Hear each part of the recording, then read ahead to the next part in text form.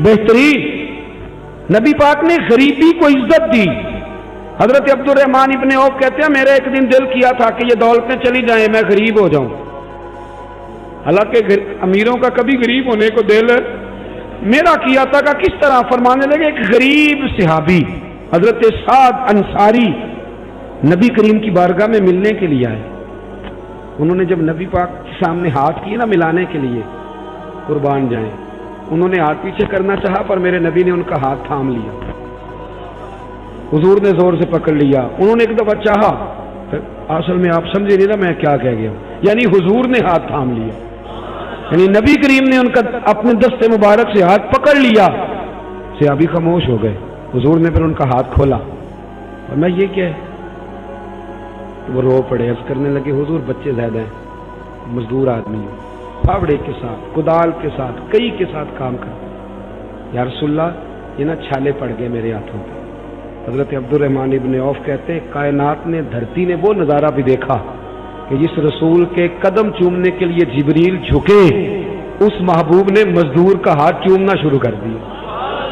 فرماتے ہیں غریبی کو وہ عزت ملی کہ میرا بھی دل کرتا تھا غریب ہو جاؤں, دل کرتا تھا.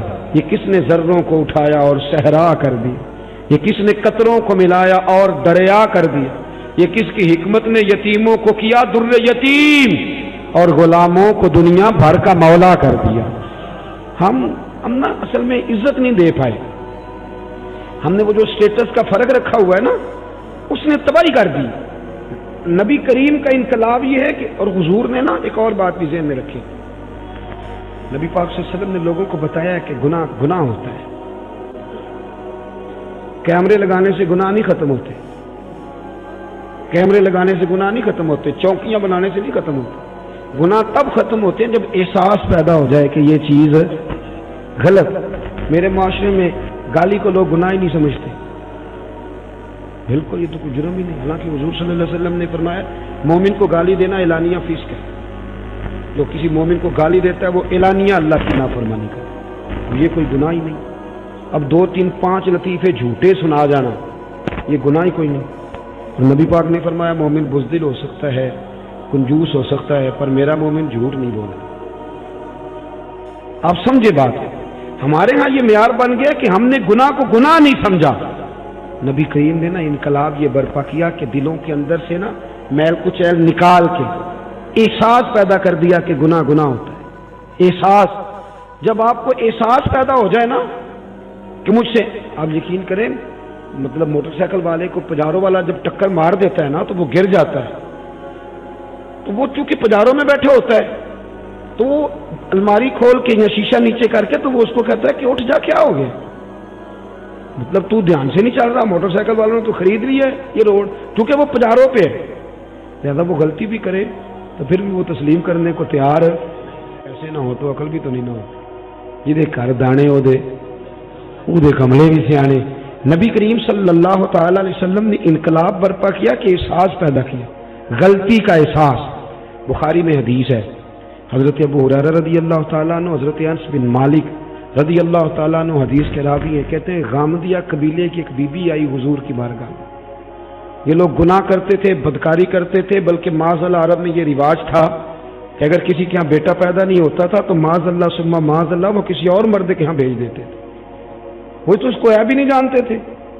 آج بھی آپ یورپ میں کوئی اس کو عیب سمجھا جاتا ہے. ہمارے حکمران ہمیں مثالیں دیتے ہیں, ہم جی اس طرح کا بنا دیں گے. میں نے کہا رہنے دو, ہم نے اس طرح کا بن کے کیا کرنا ہے. اللہ کا فضل ہے, میرے ملک میں آج بھی بہت ساری شرم و حیا ہے, بہت سارا کرم ہے اللہ کا. وہاں تو حد بندہ ہی کوئی نہیں. کس طرف آپ جا رہے ہیں. قبیلہ غامدیہ کی عورت آئی تو حضرت ابو ہریرہ کہتے ہیں وہ رو پڑی, اور اس طرح روئی کہ جیسے بڑی تکلیف میں. حضور نے فرمایا کیا ہوا. یا رسول اللہ بھول گئی تھی, غلطی کر بیٹھی, مجھ سے زنا ہو گئی. حضور صلی اللہ, اب دیکھیں ذرا, یہاں مجرم کو مار مار کے منواتے, وہ مانتا نہیں چونکہ وہ پاک ہو کے دنیا سے جانا نہیں نہ چاہتا. حضور صلی اللہ علیہ وسلم نے نہیں منوایا, وہ خود کہہ رہی ہے. تو محبوب فرمانے لگے تو کیسے ثابت کرے گی کہ تو نے زنا کیا ہے, یعنی مجرم کو ثابت کرنا پڑ گا. تو عرض کرنے لگی حضور میرے پیٹ میں ناجائز بچہ ہے. حضور نے فرمایا واپس جا, کہ بچہ پیدا ہو جائے تو پھر آنا, گویا غلطی تیری ہے, تیرے بچے کی تو نہیں ہے. 8-9 माह के बाद दोबारा आई तो फूल सा बेटा गोद में आके कहने लगी, कोई 2 सिपाही नहीं हुजूर ने भेजे कि ध्यान रखना भाग ना जाए। हुजूर की नूरानियत का कमाल यह है कि एहसास पैदा कर दिया कि गुनाह गुनाह होता है, गलती गलती होती, एहसास पैदा किया। वो आई, या रसूलल्लाह ये बच्चा है। नबी पाक सल्लल्लाहु अलैहि वसल्लम ने फरमाया इसको ले जाओ वापिस और दूध पिलाओ, जब रोटी खाने के काबिल हो जाए फिर आना। वो गई, 2 साल के बाद आई तो बच्चे के हाथ में रोटी का टुकड़ा था और रो पड़ी। साहिब कंजुल उम्माल ने लिखा रो पड़ी, रस करने लगी, या रसूलल्लाह मुझे पाक कर दें हुजूर, मुझे सारी रात नींद नहीं आती, मैं रो के वक्त गुजारती हूँ कि इस हाल में मर गई तो मैं अल्लाह की बारगाह में क्या मुंह लेके जाऊं, हुजूर मेहरबानी फरमाएं। यार यहाँ लोगों को शऊर ही नहीं है, बड़े बड़े जुर्म लोग अपनी चादर के नीचे छुपाए फिरते, पर एहसास नहीं कि हम किसी तरीके से अल्लाह रसूल से मुआफी ले लें। ये वो इनकलाब है तो मिलाद वाले रसूल ने बर्पा कर दिया। अल्लाह अकबर। हुजूर ने एक बच्चा लेके एक सहाबी को दिया, फरमाया इसकी परवरिश करना, और फिर हुजूर ने लोगों से कहा कि इसे पत्थर मारो और मार मार के संसार कर दो। हजरत अनस बिन मालिक कहते हैं उसे पत्थर लग रहे थे और नबी पाक बेचैनी के साथ अंदर टहल रहे। जब उसका इंतकाल हो गया तो नबी करीम अलैहिस्सलाम को आके बताया गया हुजूर इंतकाल कर गई। आप फरमाते हैं कि कमाल इसके आगे हुई जब नबी करीम ने फरमाया जाओ उसे गुस्ल दो, कफन पहनाओ, जनाजा तैयार हो जाए तो मुझे खबर करना। कहते हैं जनाजा तैयार हुआ तो महबूब फरमाने लगे सफे बनाओ भाई, मैं खुद जनाजा पढ़ाऊंगा। बाद मरन दे मुखड़ा मेरा हो जावे जे ताजा, फिर समझ लेना महबूब मेरे ने आन पढ़े है जनाजा। फरमाया सफे बनाओ मैं जनाजा पढ़ाता। हुजूर ने जनाजा पढ़ाया तो हजरत अनस बिन मालिक रदी अल्लाह तआला अन्हु फरमाते हैं जितनी देर में ऊंट ज़िबा करके खाल उतार के गोश्त बना के तकसीम किया जाता है, इतनी देर नबी पाक उसके लिए दुआएं मांगते रहे। एक सहाबी की जुबान से निकला या रसूलल्लाह इसके लिए जिसने नाजायज बच्चा जाना है। हुजूर फरमाने लगे खामोश हो जा, तूने उसका गुनाह देखा है, उसकी तौबा नहीं देखी, उसका एहसास नहीं देखा, उसके आंसू नहीं देखे। फरमाया इसने तो ऐसी शानदार तौबा की है कि अगर मैं अपनी सारी उम्मत में बांट दूं तो अल्लाह सबकी बख्शिश फरमा देगा। जब तक करीम सल्लल्लाहु अलैहि वसल्लम ने ना गरीबी को इज्जत दे दी, वकार दिया। दूसरा नबी करीम सल्लल्लाहु अलैहि वसल्लम ने लोगों के दिलों में एहसास से गुनाह पैदा, वो समझ गए ये गलती है और हमें तौबा करनी, समझ गए गलती है। हमारे यहाँ जब तक ये एहसास नहीं पैदा होता कि मैं गलती कर रहा हूँ, बहुत सारे लोग आके कहते पीर साहब मुझे याद तो नहीं कभी किसी का बुरा चाहा हो, याद तो नहीं कभी कोई ऐसा काम है कि भाई तू तो बड़ा वली अल्लाह बना, इतना बड़ा दावा कर गया कि तूने कभी सोचा भी नहीं गलती का, तो फिर मतलब यहाँ आने का क्या माना था। हमारे बहुत सारे दावे, मेरे समेत आप किसी को छेड़ें वो कहेगा एक दुनिया में बंदा ठीक है जो मैं खुद हूँ, इसके अलावा कोई ठीक है। बल्कि बहुत सारे लोग तो कहते हैं जी मैं छोटा था तो अब्बा जी काम नहीं करते थे, बड़ा हुआ तो भाई नहीं करते, और ज्यादा बड़ा हुआ तो बच्चे नहीं करते। यानी साबित करना चाह रहे हैं कि अब्बे को भी रोटी मैं नहीं खिलाई, मैं नहीं पाला।